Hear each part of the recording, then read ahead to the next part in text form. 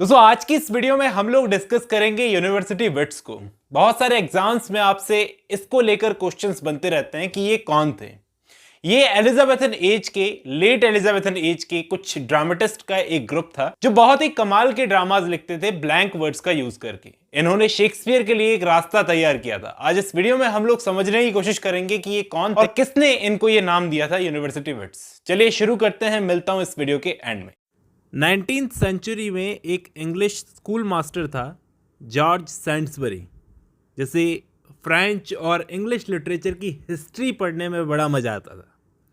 वो जो कुछ भी पढ़ता था वो सब अपने रिव्यूज़ में लिख देता था। एक बार जब उसने एलिजाबेथन लिटरेचर में हाथ डाला तो उसने नोट किया कि एलिजाबेथन टाइम पर ड्रामा लिखने का एक क्रेज़ बढ़ता जा रहा था। उस वक्त इस क्रेज़ के चलते एक ही पेड़ की दो ब्रांचेस डेवलप होने लगी थी। पहली ब्रांच वो जिसमें पढ़े लिखे ड्रामेटिस्ट आते थे, जिसमें सबसे बड़ा नाम था John Lyly, Christopher Marlowe, Robert Greene, George Peele, Thomas Lodge, Nashe और थॉमस किड को भी इनमें शामिल किया जाता है।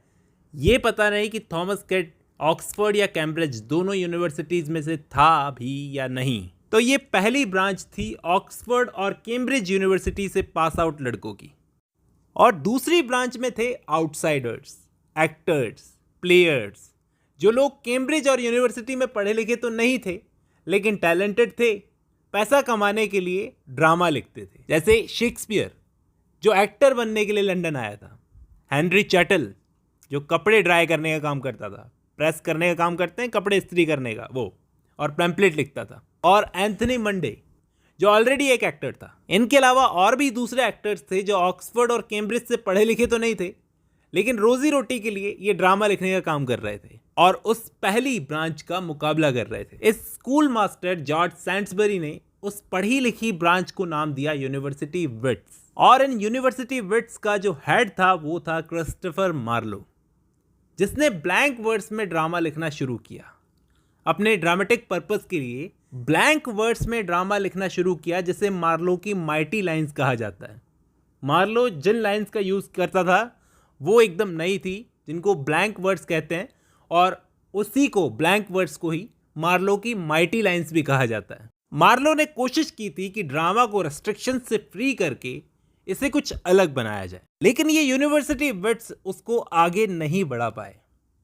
मार्लो की माइटी लाइंस आ गई इन एक्टर्स के हाथ में। अब क्योंकि इन एक्टर्स ने एकदम बेसिक से शुरू किया था और इनको स्टेज का एक्सपीरियंस भी था, और अब इनके हाथ में मार्लो की माइटी लाइंस थी, मतलब ब्लैंक वर्ड्स थी, तो इन एक्टर्स ने इन ब्लैंक वर्ड्स का यूज़ किया। स्पेशली शेक्सपियर ने मार्लो की माइटी लाइंस का यूज़ करके सक्सेसफुल हिस्ट्री ड्रामाज लिखे।